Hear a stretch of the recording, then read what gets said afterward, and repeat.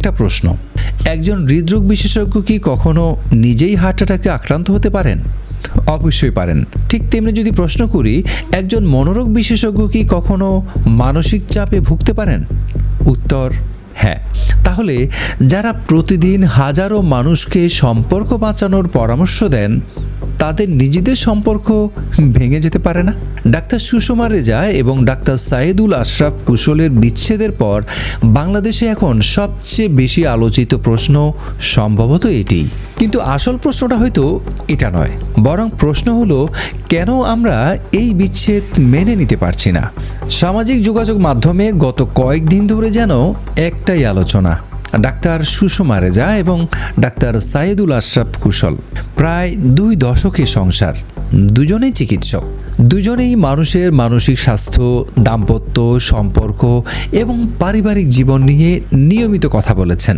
বলা যায় হাজারো মানুষ তাদের ভিডিও দেখে সাহস পেয়েছেন। অনেকে বলেছেন তাদের কথা শুনে নিজের সম্পর্ক নতুনভাবে গুছিয়েছেন। ঠিক সেই দম্পতি যখন জানালেন পারস্পরিক সম্মতিতে তারা আলাদা হচ্ছেন, তখন অনেকেই যেন বিশ্বাসই করতে পারলেন না। সামাজিক যোগাযোগ মাধ্যমে প্রশ্নের পর প্রশ্ন। তাহলে এতদিন যা বলতেন, অন্যকে শেখালেন, নিজেরাই পারলেন না। যারা সম্পর্ক বিশেষজ্ঞ তাদের সম্পর্ক ভাঙে? শুনতে প্রশ্নগুলো খুব স্বাভাবিক মনে হতে পারে, কিন্তু এই প্রশ্নগুলোর ভেতরেই লুকিয়ে আছে আমাদের সমাজের একটি গভীর ভুল ধারণা। আমরা প্রায় ধরে নিই যিনি কোনো বিষয়ে বিশেষজ্ঞ তার নিজের জীবনে সেই বিষয়ে কোনো সমস্যা থাকবে না। কিন্তু বাস্তব জীবন কি এত সহজ? একজন ক্যান্সার বিশেষজ্ঞরও ক্যান্সার হতে পারে ভাই। একজন পুষ্টিবিদও ডায়াবেটিসে আক্রান্ত হতে পারেন। একজন মনোবিজ্ঞানীও বিষণ্ণতা ভুগতে পারেন। কারণ জ্ঞান আর জীবন এক জিনিস নয়। সম্পর্কের ক্ষেত্রেও বিষয়টি ঠিক একই রকম। একটি সম্পর্ক কেবল ভালোবাসার উপর দাঁড়িয়ে থাকে না, এর সঙ্গে জড়িয়ে থাকে যোগাযোগ, বিশ্বাস, সময়, ব্যক্তিগত স্বপ্ন, দায়িত্ব, মানসিক চাপ, পরিবার, ক্যারিয়ার, আরও অনেক কিছু। এবং সময়ের সঙ্গে বদলে যাওয়া মানুষ। আজ যাদের দেখে আমাদের মনে হয় পারফেক্ট কাপল, হয়তো কয়েক বছর পরে তাদের জীবন সম্পূর্ণ বদলে যেতে পারে। কারণ সম্পর্ক স্থির নয়, এটি প্রতিদিন বদলায়। মানুষ যেমন বদলায়, সম্পর্ক তেমনি বদলায়।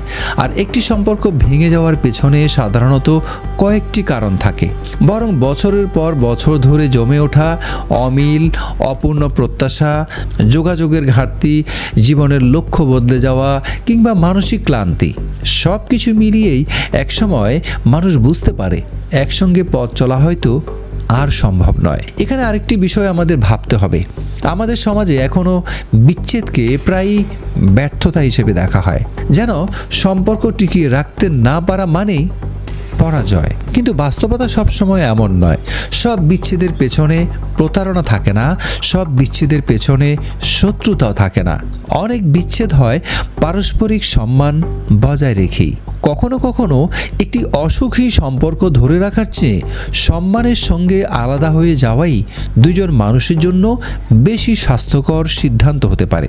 বিশ্বজুড়ে এখন মনোবিজ্ঞানীরা একটি বিষয় গুরুত্ব দিয়ে বলেন, হেলদি রিলেশনশিপ ইজ ইম্পর্ট্যান্ট, কিন্তু তার চেয়ে গুরুত্বপূর্ণ হেলদি ইন্ডিভিজুয়াল। কারণ অসুস্থ দুজন মানুষ মিলে কখনো সুস্থ সম্পর্ক গড়তে পারেন না। ডাক্তার সুষমা রেজা নিজের ঘোষণায় একটি গুরুত্বপূর্ণ কথাও বলেছেন।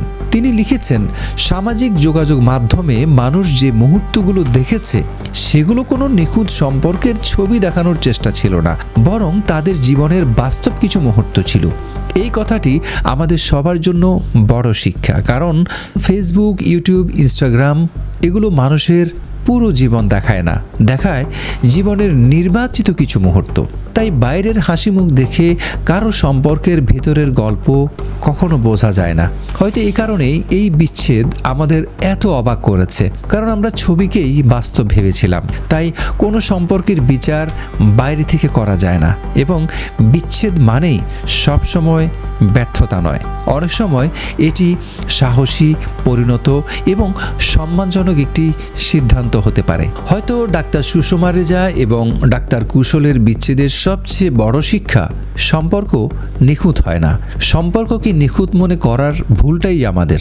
অন্যের ব্যক্তিগত সিদ্ধান্তকে সবসময় সম্মান করা উচিত। সম্পর্কের জটিলতাকে মানবিকভাবে বোঝা আর সামাজিক যোগাযোগ মাধ্যমের ছবিকে পুরো বাস্তবতা মনে না করাই হতে পারে এই ঘটনার সবচেয়ে বড় শিক্ষা।